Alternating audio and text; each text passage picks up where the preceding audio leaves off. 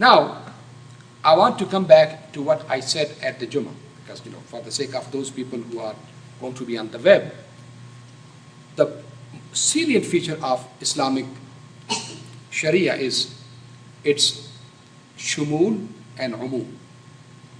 Shumul in such a sense that it covers every aspect of human existence.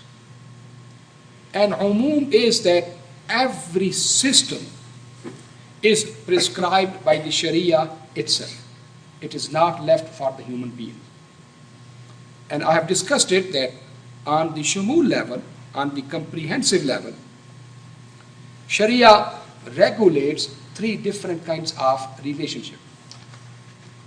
God to man relationship through ibadah, man to man relationship through things which are personal, hygiene, dietary, dress code, all of those, and then man to man relationship, which is between marriage, divorce, inheritance, selling and buying.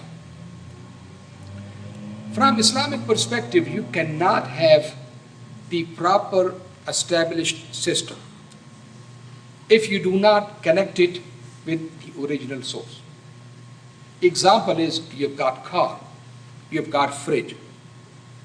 Fridge is very good in itself, but if you do not have the connection with the electricity, it is going to destroy whatever is in it. It is meant for something, but if you do not connect it with its original source, it could be what?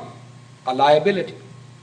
In the same fashion, you use the car, but after a while you stop to get the gas. If you do not get the gas, the same car could be very beautiful, but it's going to be liability. In the same fashion, this human body, this human society, its nourishment, its electricity, its power, gas comes from connection with Allah subhanahu wa ta'ala, the master. If you do not replenish it, it will not get the mileage. So Islam regulates that part for the sake of what? For the sake of better implementation, voluntary implementation in this existence. Sometimes non-Muslim scholars, they feel very strong about this whole concept of everything in the Quran is Allah, Allah, Allah. Everything a person does is connected with Allah. I'm not left alone to do what I want to do. Where is my autonomy? Where is my wisdom? And where is my choice, freedom of choice? Islam tells us, Islamic Sharia tells us that you are free in the world to do what you want to do. La ikraha fid-din, there's no compulsion.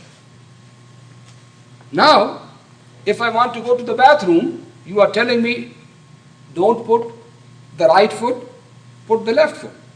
I want to put whatever foot I want to. I want to come out, okay, get the right one, don't put the right left. You want to drink water? Don't stand up, sit down. Do it with your right hand side. Leave me alone. I don't want that God who intrudes in every aspect of my life. Even, in the Sunnah, it tells you husband-wife relationship, child, all of those kind of details. So people say, for God's sake, leave me alone. I am an independent person. I think about myself. I know what to do, what is good for me, what is bad for me. I do not need anything for. So they feel Islamic Sharia is everything is revolving around God. It's a theocentric. Have you heard the word, that this is theocracy. Islamic Sharia is what? Theocracy. Basically, everything is God. As if me, the human being, do not count in anywhere from. Unfortunately, many of the people do not understand the true nature of Islam and Islamic Sharia. Islamic Sharia is not theocentric, it is homocentric. What does that mean? Whenever God tells us, He says, do the salah, give zakah, drink with your right hand side, do this one, do that one. Does He benefit from it?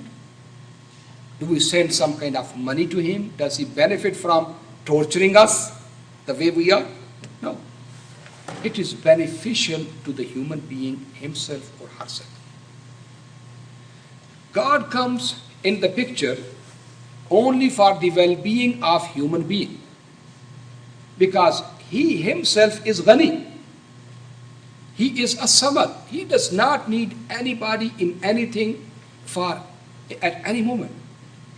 It's the human beings who need him, and instead of putting them into this kind of trial and then do your research, go to the consequences and then reach to the conclusion, he is giving them all of these details so that they don't have to put their hands upon the fire to get burned and learn. So that they do not even get closer to it, because he will tell them, you trust me, I know you, it burns you. So therefore, from Islamic perspective, Islamic Sharia or Islamic law is not based upon basically the well-being or the pleasure of God. It is for the well-being of human being which pleases God. When human beings do not suffer, when human beings are not basically their rights are not violated, when they are protected and they happy, that pleases God. And imagine his mercy. You are doing goodness to somebody else and he says, I am pleased, I will give you the reward in Jannah. So it is not theocentric, it is what? Homocentric. Second thing, it is centered and focused upon human goodness and salvation in this life and also in the life to come. Because we can see something here. Even though we do not see everything here, but we can see something, but we do not see beyond it. And this is one of the basic difference between the man-made laws, that even when it comes to the man-to-man relationship, they do not cover every aspect of human being. They just cover the apparent, the outward, out there in the street, in the office, in the business. That aspect is covered. But inside the home, because what happens is, you can ruin somebody's house inside the home. You can ruin somebody's business with your intention, not your verbal statement. You can deceive a person, you know that you are deceiving, but the person and the Lord does not know it. So basically everything that is right. With all honesty, how many people are losing their houses because they signed a contract which a very smart guy prepared, and because of their goodness they just signed it.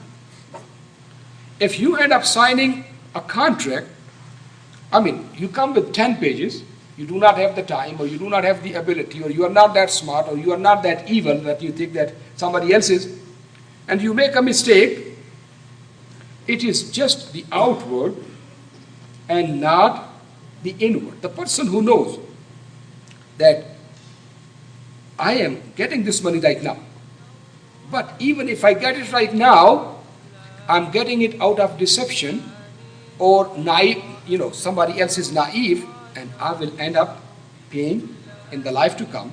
So therefore this God to man relationship is more important than all of the penalties, all of the punishment which are part of the what you call the system. We are recording.